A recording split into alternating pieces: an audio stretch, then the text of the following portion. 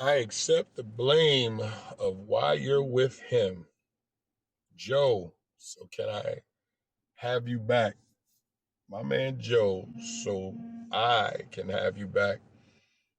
He's basically hoping that her relationship with the next dude falls apart so he can have another shot. The real question is why he didn't do what he was supposed to do when he had her, which many of us, not just men, women included, do some stupid things. And then after the fact, after we've lost the person, we now are hoping that something happens, that we get another shot. Sometimes you do, sometimes you don't.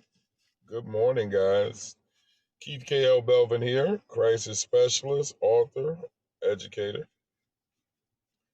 And I hope that everything is going well with you. I am out in my car, so I'm not near my computer where I'll be able to see any responses. So if you respond, I won't be able to see you, but I'll definitely, when I get back, when I get off, I'll definitely check out all the responses. And so I pray that everything is well today. I want you to like this, share this, and today is Tuesday, so we're going to tag two people today. We're going to go with two people today. I'm cleaning my glasses. We're going to go with two people.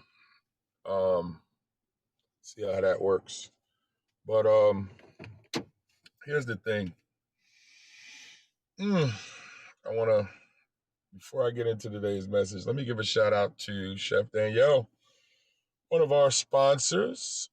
Chef Danielle is the owner and operator of at the Ethel and Annie Mae's Soul Food Kitchen, 497 Albany Avenue, Crown Heights section of Brooklyn, which I had the wonderful pleasure of stopping by this past weekend.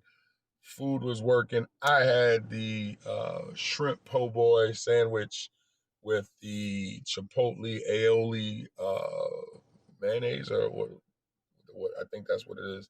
It was fantastic. Tiff had shrimp deviled eggs, and she had the crab lobster mac and cheese, and she enjoyed it as well. So make sure you stop by. Make sure that you support Chef and what she's doing. It is super important that we do that. We have to make sure that we are supporting our own, as well as making sure that they know that they are loved. When you stop by, and again, wonderful place, clean, well kept, very transparent. She has a very large window where you can look and see how everything is getting done. I think that's fantastic when you can actually see how your food is being prepared, and it takes away all the hiddenness. And she has a nice, comfortable seating area that is fenced in, so you don't have everybody all in your face as you're trying to eat. And that small bench, and I bring up that bench because when I see the pictures of the elders sitting on it, and you'd be surprised how something that doesn't look like a lot can be something tremendous. And that's how I feel when I was looking at the pictures of that bench, and then getting there to actually see that when you put this out and somebody takes a break, is you don't know what they're going through. And it's actually a great drawing piece for the elders to be able to come and sit down and just impart knowledge. So make sure you talk to Chef Danielle about that bench. She has a table right outside as well. So I mean, she's doing a thing. And again, I want you to support Ethel and Annie Mae's Soul Food Kitchen, 497 Albany Avenue in the Crown Heights section of Brooklyn. Where my Brooklyn folks? Where my Queens folks? Make sure Bronx, Staten Island, and Manhattan. Make sure that you go and support the system. I'm a little tired today, y'all. So let's get into this. Um, hmm, it's interesting because you guys know I counsel, and when you have to talk to people about what's wrong with them, you start to learn or see certain patterns. And when I'm talking to other people who are not in counseling, part of me goes, they need counseling, but I can't make everybody go to counseling. And I'm not the counselor for everybody. I'm really not. And I'm learning that part even more, that unfortunately my want and need to help a lot of people I have to be careful that I'm not spending time um, trying to help the people that don't want to be helped. And I know that personally because I talk about it all the time. Is that if I come over and I throw the life preserver out to you, you're drowning, right? And I throw the life preserver out to you to try to help you, and you look at me and go, I don't like the life preserver, or I'm not ready to be saved, whatever it is. I'm not coming back and going to keep throwing it out to you when I know there's other people who are drowning as well. I was that way when I was teaching too, because you can get caught up. Be careful. Counselors, listen. You can get caught up in trying to help somebody who doesn't want to get help so badly that 7, 8, 10 people have died because you're trying to save this one person. Be careful. And that's what I want to talk about today. Personal accountability and unrealistic um, expectations. I took some notes because I was on Clubhouse not too long ago, and had some conversations earlier as well as yesterday, and I realized that for whatever reason in this country, we have a lack of personal accountability. Now, I'm not saying personal accountability is tossing somebody else under the bus just for the sake of doing it. Not saying that. I'll use myself. When someone brought to my attention that maybe something that I was doing, not maybe, when someone brought to my attention that they asked me a question about something that I did before, and they asked me, like, how do you feel knowing that you did some of the things that you're now trying to help people with? Do you feel like a hypocrite? And the first thing I did was apologize to that person who I hurt. And then I said, no, because I've learned from my own mistakes, and it actually fuels what I do. The reason why I go so hard with trying to help people is because I know the damage that I've caused, and I've apologized and I prayed to God about it, and I use it as energy and momentum to try to help other people. And I made sure I apologized to that person first, and that person was okay. Now that person didn't reach out to me to try to throw me under the bus or anything like that. It was just they had a question, and that's okay because they were checking themselves, and then they realized. And I think that's something that we have to do, guys, is we really have to learn how to take personal accountability for the things that we say and do, and be prepared to deal with the outcomes of the actions that we put into motion. Now, often we don't like the outcomes. Most people don't like negative outcomes. Nobody really does. But negative outcomes are necessary for us to grow. They are necessary. Hear me again. Negative outcomes are necessary for us to grow. Everything is not going to be roses, puppies, sunny days. No, you need some snowstorms. You need some hurricanes. Unfortunately, you need death, because it is the not wanting of those things in our lives that pushes us to not go that way.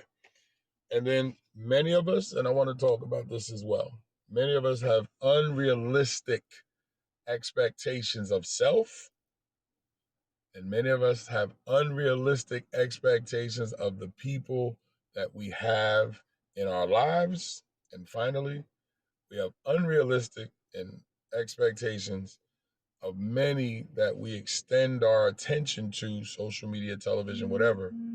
And because of that, we have this facade based on an illusion. And this is where personal accountability steps in. Many of us have partners, and I know I did when I was married before, who we've made decisions to, we've made commitments to, knowing that we were not who we were selling to them.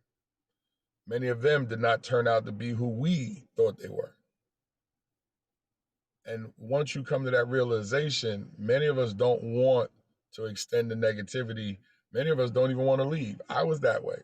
So I'm speaking from my own experiences. I stayed in my previous marriage much longer than I should have because I didn't know how to separate. I didn't know how to end it. I didn't know how to cause this pain to come to an end. And when I finally got up the nerve to say something, the waterworks, the emotions, and everything kicked in, and I was like, you know what? Maybe I'll stay. And I stayed another 5 years. While the whole time I wasn't trying to be a husband. I talk about this all the time. I was in a marriage. I wasn't married. And I was a husband in name only because I didn't want to be a husband. I was out in the streets doing whatever. But I had, oh, there's that baby kitten. I had unrealistic expectations of self and unrealistic expectations of my ex wife. And I was creating unrealistic expectations in the people around me. And I wasn't taking personal accountability. So when I finally got divorced and now had to start all over again, I had to learn that. Now, here's the thing that's dangerous for many of you. Many of you think when you free yourself from the relationship that was negative, whether it was you or the other person, you think automatically things are going to be okay as you go forward. No, it's not. Let me help you with that. If you did not put in any work to change, if you did not go seek help for what was wrong with you and what's been wrong with your behavior, it's not going to change. Often when we get hurt in relationships, it is because the person wasn't who we thought they were. We did not realize certain aspects of ourselves. And then we wrap all that up in this pretty bow of what we would love this to be instead of looking at what it actually is. And then we try to force this round peg into this square hole at all costs, no matter what is being damaged, no matter what is being hurt. And then all of a sudden, when it's really starting to go bad, now we're demoralized. Now we're crushed. And what you have to understand is that the accountability part. You didn't have to be here often. And in some of your relationships, you didn't have to be here. I didn't say it all. But the bigger question is, do you know yourself? That's where wisdom comes in. And wisdom is the application of knowledge. How well do you know you? How well do you understand who you are, good and bad? How well do you know you? And then how well are you able to converse who you are to somebody that you are now trying to get connected with? Because you had to allow somebody in your life to hurt you.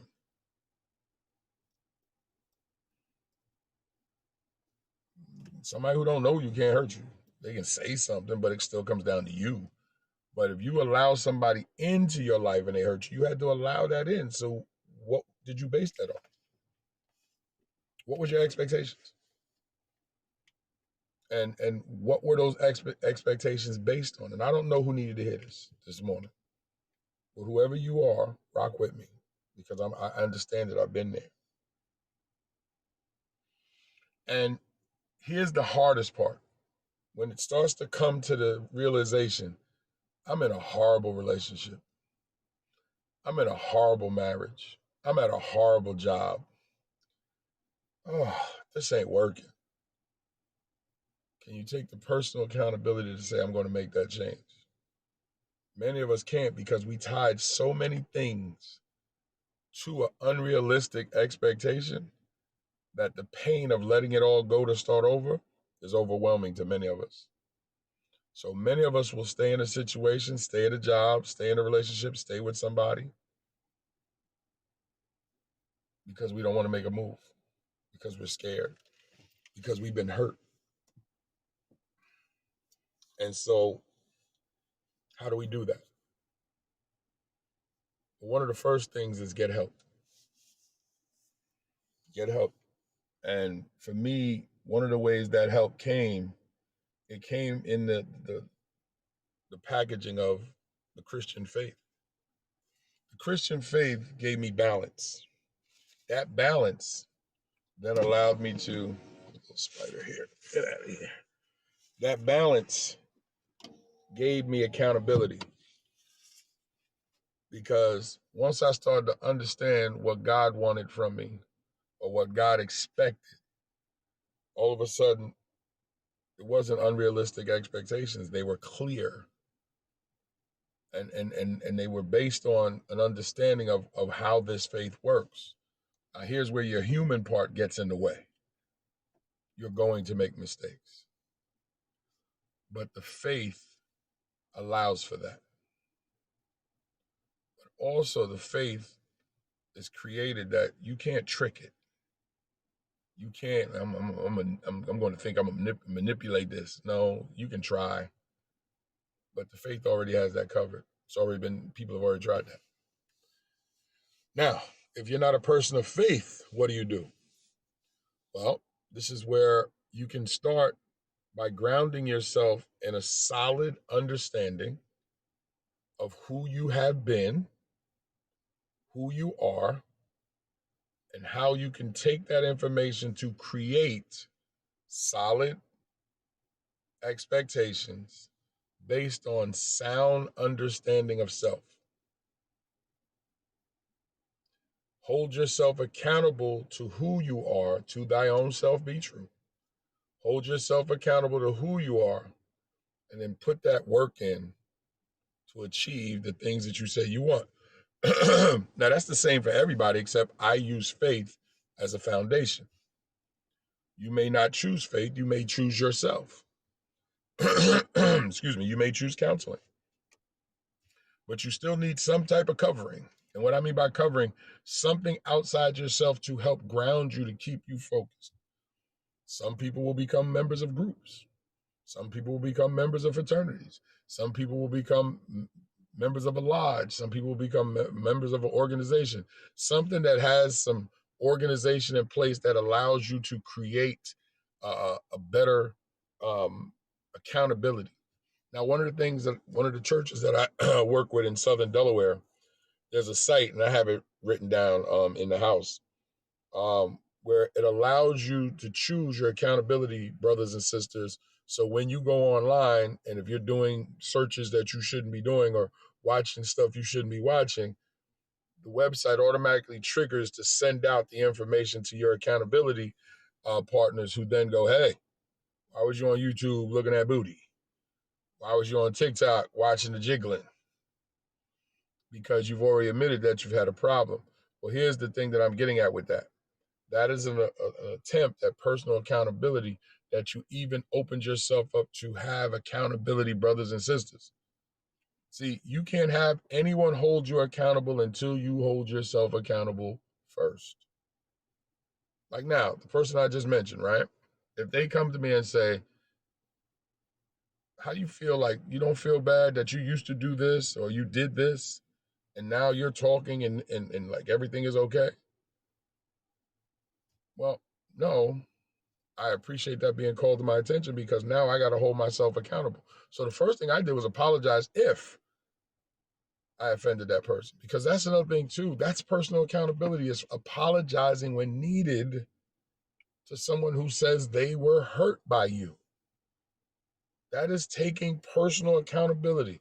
I am sorry if something I did hurt you. I don't understand why that's so difficult, but yet I do understand, because many of us don't want the outcome. Many of us don't want the outcome of what's going to happen if we have to own what we did. I also realize this too. It takes two to tango in any situation, especially let's talk relationships, right? It takes two to tango. Often when a person is hurt, you will have one side act as if they didn't do anything. Here's what I loved. Here's what I have come to love in when I'm dealing with people. When both people say, I was kind of wrong. I was wrong too. Or I was an adult. I made decisions. And they own, when two people are owning their stuff, nothing better than that in counseling, because you know there's an opportunity to wipe the slate clean and go forward. So I love when somebody talks to me and they go, nah, You wasn't the only one. I wasn't where I needed to be either. Because that acknowledgement that they had a role in it too. This weekend, when I was sitting and talking to my brother in law and my sister and talking to my sons, I have no problem talking about my past. It is what it is. I wasn't the best guy. No, I wasn't the best dad. I wasn't the best husband. I wasn't the best man. I was trash, like many others. But I own it. And I own it because I did it. And even now, am I the greatest man on the planet? No, I try to be. I try to be better. I try to be a better Keith each day. And like I said, wisdom is the application of knowledge. I try to apply what I learn about myself every day to try to be better. And I try to do a lot. And I'm going to tell you something. The reason why I know a lot of people out here BSing, because I know how hard it is to change. I know the damage that it takes to be able to figure it out, because the damage that is created while you're trying to figure it out. I get it. That's why I hear a lot of people paying lip service. I'm gonna do this, I'm gonna do it. You ain't gonna do crap, because you don't even have a clue the monster you're about to fight with, meaning yourself. And I don't know who needed to hear this morning. And I don't know who's sitting there right now watching me. And you know you got demons that are just sitting there beating on you. And you don't want to turn and deal with them because you're going to have to hurt some other people to acknowledge what you've done. And I don't know who needed to hear that today. And I've been there. And I know what it is to say sorry to someone that you love when you are not who you were supposed to be. Yeah, I know that too. And there's times when I want to walk away and have walked away. There's times I've walked away from social media and was like, I'm done, and I'll just whatever. There's times the way I walked away from business. There's times I've walked away from schools when maybe I should have stayed and fought. But I was like, I'm not dealing with this, and I'm out. But what you don't realize is there are people that were expecting you to be exactly who you said you were. There's people right now who love you because of who they think you are. And sadly, many of you won't even let them know that you know you're not that person. But you don't want to say anything because you don't want to deal with the reality of who you really are. And personal accountability is the moment. You give me enough time, I'll change that around. Now, they may say, I'm not giving you any time and all this ends tomorrow. And you have to hold that. When I read Magic Johnson's book, right, years ago, when Magic wrote the hardest thing in the world that he had ever faced was having to go home and tell Cookie, his wife, still wife today, that he had acquired HIV. That all the running around and all the whoring and everything else that he was doing had finally caught up with him. Here's what I find super impressive. HIV means death in most corners. And this was pre-HIV cocktails. Magic owns it, takes personal responsibility of his actions, personal accountability. He owns it. He goes home. He has the conversation with Cookie. He comes out to the world that he has this virus. And for many of us, our lives would have ended, not physically, but socially, emotionally. Well, Cookie is still there. And Magic is one of the most successful African American businessmen in the country, in the world right now, with HIV. And often, many of us almost act as we actually became a running joke. I want the medicine that Magic had because he got this in 91. And 30 years later, he's still here. Now, I can't tell you if that's simply because he took personal accountability, but I think it came from him understanding himself and what he needed to fix, And then he set realistic expectations because I've heard him speak on the subject of HIV and AIDS, and I've heard him speak on his own regimen of dealing with himself. But I think the more impressive thing is Cookie's still there. And our understanding she doesn't have it. And I have talked to hundreds, I would say hundreds of thousands of women, but hundreds of women who are like, nope, you coming home with HIV, I'm going out the door without it. And I can respect that. I understand. But I say all that to say this to whoever needs it today. What are you dealing with today that you need to take a personal accountability for? You need to own. And what unrealistic expectations have you set for yourself, for your relationship, or for your future? And understand that the two don't line up until you line them up. If you want your expectations to be based on sound principle, you have to first be accountable to yourself. And when you do that, you'll place yourself in a better spot. So I don't know who needed to hear this, guys. I don't know who is dealing with something, because sometimes we keep so much in that we don't want to say anything. And that's why I counsel, because I find that in private, people can let that out. And I was speaking to the pastor of the church that I have business with here in Delaware. And we were closing the case of with the young man that I've been working with for 2 years now. I believe he's reached that point where he no longer needs me. And let me tell you what's very difficult. It's very difficult for a counselor to say goodbye to somebody that they've been working with for 2 years, but it's also very exciting. You know why? Because I know I got him where he needed to be. And then when I asked him how he felt, and again, you never know what you're going to hear, words that that young man used to express his content with what I brought to the table for his life was motivation. Because it means I did what I was supposed to. It means that the expectations that I set, I reached. I took personal accountability to show up for that young man, just like I did for the 20 or 30,000 kids that I showed up in the over 20 years in the New York City Department of Education. And I still show up because I don't know how many kids I have now. I just lost that one. So I have 2, 4, 6. I have 6 children. I'm mostly working with women and couples, but I'm not letting go of the kids that I'm working with that need me. I'm not taking on any new children, but I'm holding on to those 6 because those families need me. And here's the interesting: they're all brothers. 2 brothers, 2 brothers, 2 brothers. So I got 3 families and 6 young men.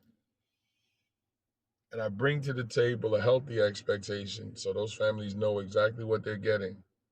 And I take personal accountability for what I bring to the table because I am responsible for the care of someone else's child.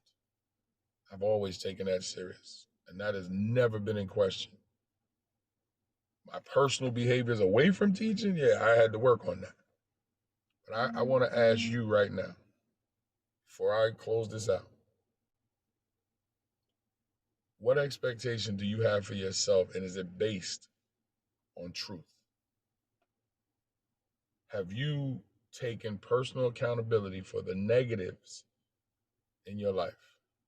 I'm not talking about what people have done to you, because you played a role in that too, believe it or not. And without knowing you, it would be very difficult to tell you how. I would have to sit down and talk to you and counsel. But I want to ask you that question.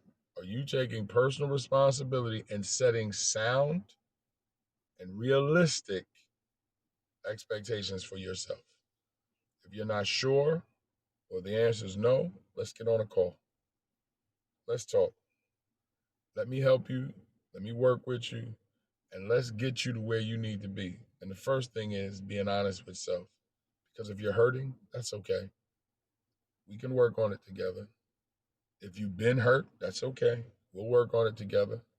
Or if you're just not sure, you're confused, you're not sure where you need to be or how you need to do it, that's another reason why you need to reach out. And I'm talking to you. Yeah, you.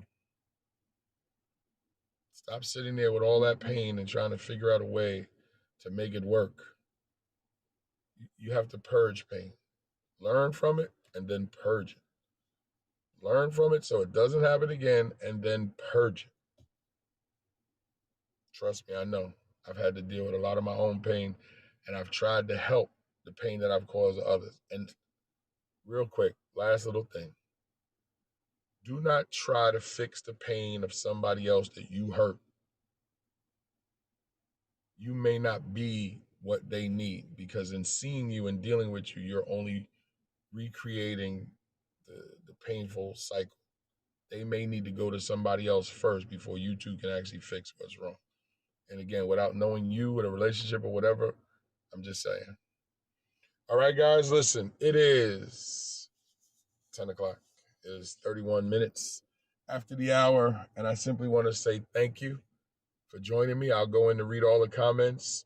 I hope that you like this by now. I hope I've given you reason to like it. I hope that you shared this by now. And I hope that you have tagged 2 people. Okay? And so with that said, we're going to get ready to get out of here. I got some work to do. I got some counseling sessions today. I got some praying to do today, man. I'm in the need to do some prayer. So pray for me. I got a lot on my mind. I got a lot on my spirit that I want to do. And there's a lot of things that I want to get done. And I have things in order, but, I'm praying that God grants me the time and the things that I'm praying for. But I got some praying to do. And I got some praying for other people to do. There's a lot of people that's hurting that I got to pray for as well. So I got to pray for them as well. All right. Have a great day, guys. I will talk to you soon. Come on, Keith.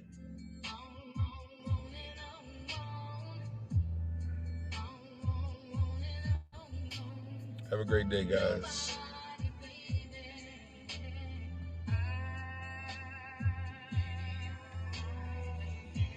God bless, guys.